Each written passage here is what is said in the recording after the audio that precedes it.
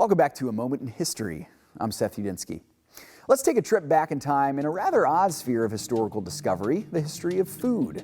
Now, in a separate moment in history, we've explored the history of pizza. And while pizza tops the favorite food list of most Americans, myself included, it is not the only tasty food out there.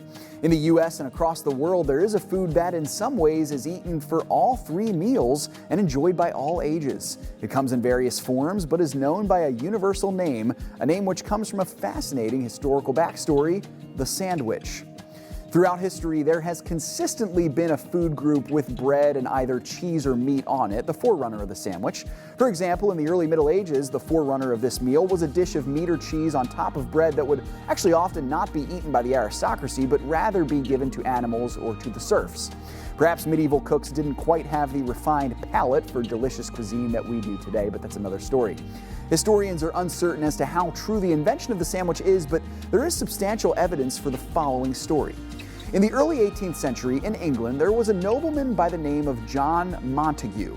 Now, Montagu was the earl of a small town called Sandwich in the southeastern coast, just off the narrow point of the English Channel.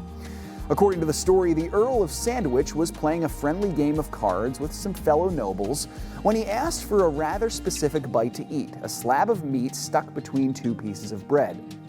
His friends saw the treat and were intrigued, so they asked for, quote, the same as sandwich. Thus, the name sandwich was born. Regardless of the truth of this delectable tale, the sandwich grew exponentially in popularity throughout the next 3 centuries. And today, it comes in many forms, and often it depends on the region of the world. Classic PB&J, burgers, paninis, subs, cheesesteaks if you're from Philadelphia like we are, quesadillas, falafel, and not without controversy, hot dogs? Maybe the legitimacy of a hot dog as a sandwich might have to be the topic of a future moment in history. Well, thanks so much for joining me once again for this delicious version of A Moment in History.